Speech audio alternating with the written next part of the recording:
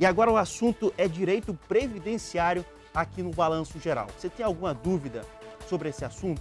Você já pode mandar sua pergunta para a gente a partir de agora, porque quem vai responder é a doutora Marília Gabriela, que está aqui com a gente de novo. Doutora, pode entrar aqui, por gentileza. Muito bom dia para você, tudo bem, doutora? Wesley, tudo Essa bem, aqui já é de graças a casa, Deus. né? Vamos responder a pergunta desse povo? Vamos tirar as dúvidas, né, sobre direito previdenciário, quem tem aí dúvidas sobre aposentadoria, sobre seguro-desemprego, né? Pode ir mandando que a gente vai responder. Ó, primeira pergunta. No regime geral de previdência social, se a mulher casar, ela perde o direito de pensão de morte do ex-marido? Eu vou explicar aqui uma ideia do que é a pensão, né? Na mesma forma que a pensão, da pensão alimentícia, que o pai paga para o filho, tudo, ela serve para manter as necessidades da pessoa, né? Aquela pessoa que não trabalha, não ofere renda, não tem condição de se manter, então ela recebe essa pensão. A pensão previdenciária, a ideia é a mesma. O que se presume? Que a partir do momento que a pessoa casa, né, ela não tem mais essa necessidade de receber essa pensão. Então, por isso que é excluído. O que a gente tem que pensar? Eu tenho direito à pensão, não tenho. Será que eu consigo me manter ou eu preciso realmente da ajuda de alguém para manter? Então, é essa a ideia. Olha só, então está explicado. O aposentado por invalidez pode voltar ao trabalho, doutora Marília? Sim. Se houver algum trabalho que seja compatível, que ele consiga exercer, mesmo com a doença, né, que ele adquiriu, tudo, com a idade, tudo, ele pode sim trabalhar sim e continuar contribuindo para o INSS. Hoje a gente tem muito a ideia da inclusão, né, de pessoas com deficiência, de pessoas que adquiriram alguma deficiência no mercado de trabalho. Então, pode. Existe, inclusive, Wesley, um instituto chamado desaposentação. O que é? É aquele aposentado que, mesmo depois de ter sido aposentado, ele continua trabalhando. Entendeu? Então, ele continua contribuindo para o INSS. Ao final disso, é feita uma revisão na aposentadoria dele, para que aquele valor que ele contribuiu, que ele ganhou depois de ser aposentado, entre também uma nova aposentadoria, digamos assim. Olha só, você pode mandar a sua pergunta aqui, doutora Marília Gabriela, respondendo sobre direito previdenciário. O telefone você já sabe, 9989-1060.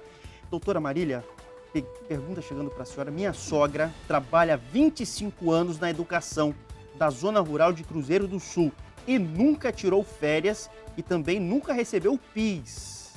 Será que ela vai se prejudicar quando for fazer a aposentadoria?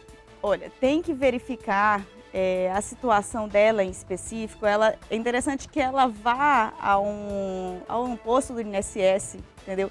E verifique como é que está a situação dela, verifique se realmente existe o registro dela de trabalho durante todo esse tempo lá.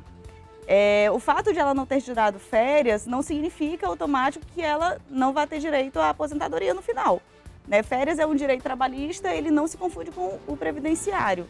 Mas é interessante que ela verifique isso num posto do INSS. Mais uma pergunta chegando. Doutora, minha dúvida é a seguinte. Quem tem CNPJ tem direito a receber auxílio reclusão? A pergunta é do Marco Silva. O auxílio reclusão é mais ou menos a mesma ideia da pensão. Tem CNPJ, mas esse CNPJ ele ofere renda, a pessoa consegue manter-se desse CNPJ?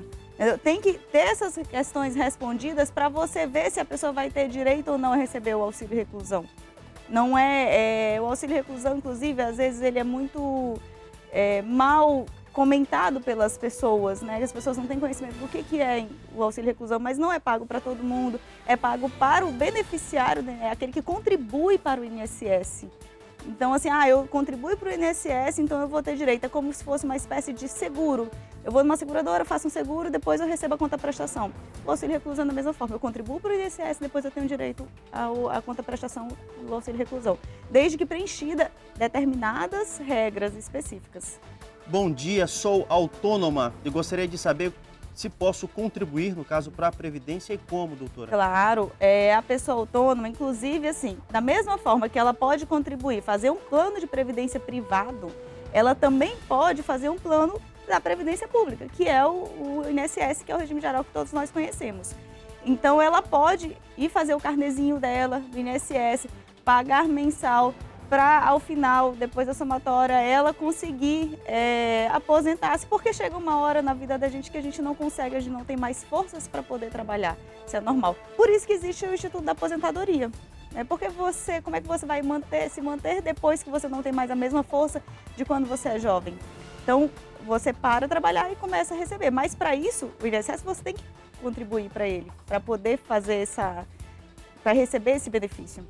Minha mãe teve aposentadoria por idade cancelada após ficar com a aposentadoria do meu pai.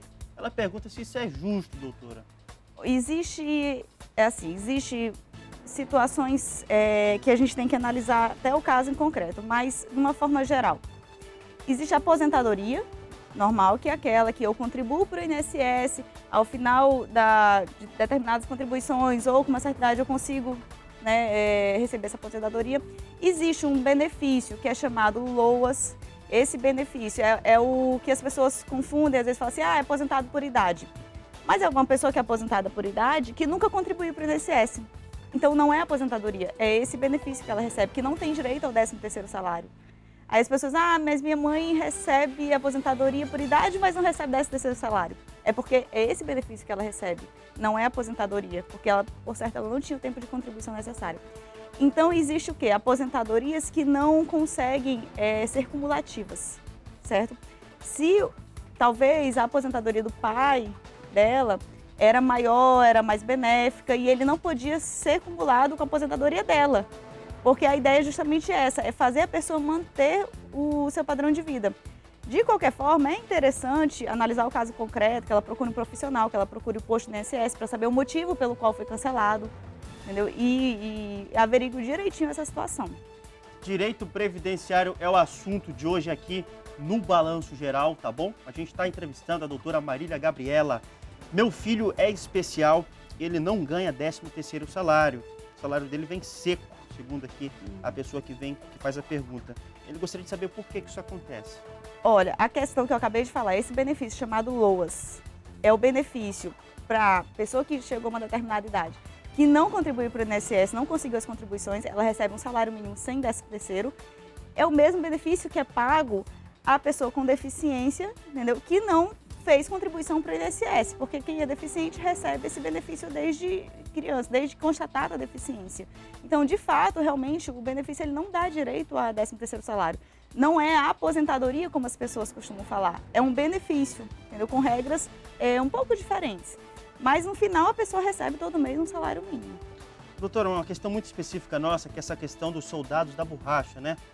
E é justamente sobre esse tema que a gente faz uma pergunta agora. Soldado da borracha, o benefício fica para algum neto se ele tiver algum tipo de deficiência? Olha, existe a situação do soldado da borracha, é o seguinte, existe aquele valor, aquele montante que o soldado da borracha recebe, e existe a aposentadoria do soldado da borracha. A aposentadoria do soldado da borracha só vai transmitir ao herdeiro dele caso seja comprovada que essa pessoa, realmente ela se mantinha dessa aposentadoria, que ela era a única fonte de renda, esses detalhes assim. O benefício é como se uma espécie, entre aspas, de herança. A pessoa recebe e pode ser transmitido aos herdeiros. Neto dificilmente consegue, entendeu? Agora tem que ver até o que ela está falando, se é da aposentadoria, do mensal ou daquele valor cheio. Mas dificilmente, não é o fato de ele ser deficiente que vai fazer ele ter direito. Tá certo. Doutora, para a gente encerrar a nossa participação, uma pergunta minha. Queria saber o seguinte, todo dia eu acordo 4h30 da manhã, queria saber se era possível, se eu tenho direito de empurrar esse programa com as 10 horas da manhã. Olha, tem direito, doutora? Eu não é todo dia que eu tenho que acordar, mas quando eu vim aqui, eu confesso que... Pois é, né? A senhora aceita na pele, né? Tem direito, doutora? Posso empurrar por 10 horas da manhã? Aí resolve. Continue assim que eu consigo assistir de casa enquanto eu tô me arrumando para trabalhar.